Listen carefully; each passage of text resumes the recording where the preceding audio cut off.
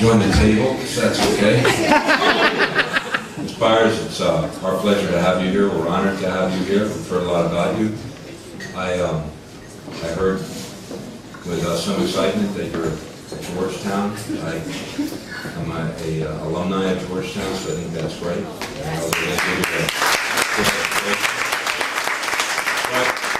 I also played a lot of, this is hard to believe, I'm sure, but a lot of basketball at Howard. And I didn't realize that you were a Howard alumni then, so I think that's great as well. And I'm very proud of all of you here today. And certainly we know that Candy is known throughout the region as one of New Bedford's finest artists and also just a tremendous community activist for us. So it's my honor to sit at this table. I'm just going to say a few things today. And are you able, do you need, perfect. First, I've known the Hauptman family since 1978, and I've known the Hauptman children since probably just shortly after each one was born. And my two sons have always been very friendly with the Hauptman sons. And when Marcus indicated to me, he's been keeping the city appraised of his athletic endeavors throughout the world, and we're very, very proud of him. He's an athlete, student athlete, a scholar that we've sent all over the world. He's been an ambassador for New Bedford, and he's traveled not only with the New Bedford flag and the flag of the United States, but also the Cape Verdean flag, and we're very, very proud of him. And we see ourselves as world citizens, and we see New Bedford's #1 strength is our diversity. We're all one family. Yes, sir. We all are completely connected by our children, by our beliefs, by our real strong wishes to have a city that everyone will recognize as being one that cares for each other. So Marcus going around the world and spreading that type of spirit is very important to us. He also indicated, though, that he has befriended many of the Cape Verdean generation that you're from the Spires, and that also are student athletes. And we know that student athletes certainly excel not only in grades but also on the court. He began telling me about the Cape Verdean women's team and how he firmly believes that is another one of these common ground type of programs that we can inspire young women and young girls not only in Cape Verde, but also back in New Bedford, and I think that will be a great program. The point, though, I think that's it's important to focus on today is that we have a great young generation here in New Bedford. Yes, sir. And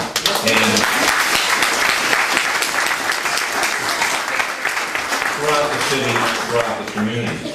And what I find just absolutely inspiring to me is that here is Mr. Marcus Hauptman, who I've known since he was a kid, and he was always a shooter, beginning when he was a little kid. He was always putting up a three-point shot when he could barely get to the ring. But here he's taking a three-point shot at diplomacy. He's taking a three-point shot at bringing together generations of kids, and I just love it. Him and his brother Stanley make us all proud. We're anxious to have the dad and citizens of Cape Verde come and visit us, and I know we have people on a regular basis going from New Bedford to talk about education, trade, culture, and we'll continue to follow this program.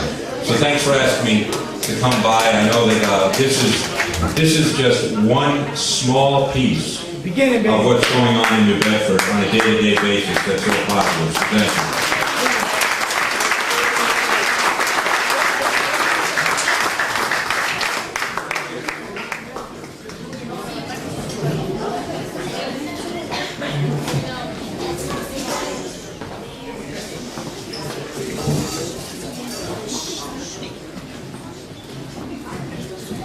Thank you, Ms. Soleil.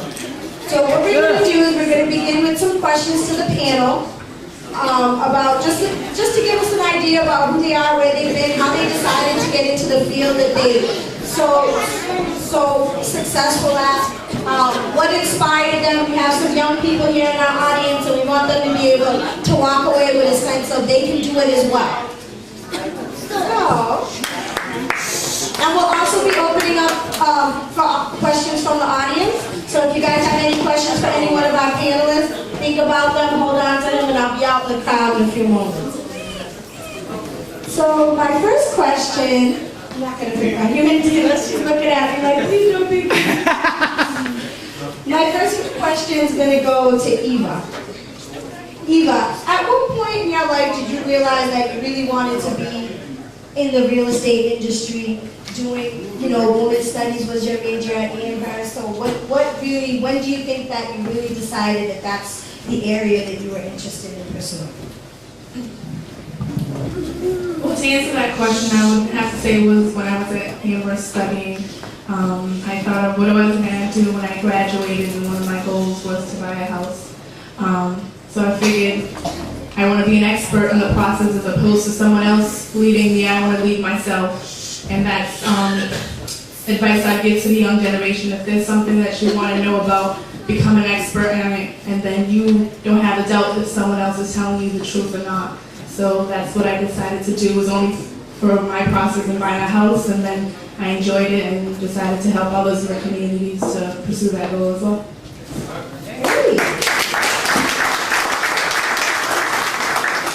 Dana, I know that you traveled to many, many places. Can you share with us some of the places that you traveled to and how some of those experiences helped you to become successful? My favorite was Cuba, without a doubt. The land was beautiful, the people are beautiful, and I enjoyed seeing for myself what was really going on versus what I was told by American media. I also got to meet an amazing woman named Assata Shakur, who was a Black Panther and a member of the Black Liberation Army, and was wrongfully also imprisoned, but she was actually liberated by the Black Liberation Army and sent to Cuba, and has been there ever since and protected by Fidel Castro and the people. They love her. I love Japan because the people are extremely humble, and it's a good lesson to learn humility. And I love Spain because I love food.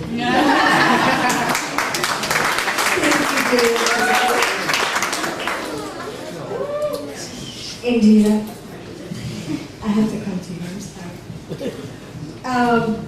There's so much in the media today about how girls, boys, everybody is supposed to look, how we're supposed to talk, how we're supposed to act. What advice would you give today's young ladies and young men in dealing with those pressures to make sure that they can get past those pressures and reach their goals?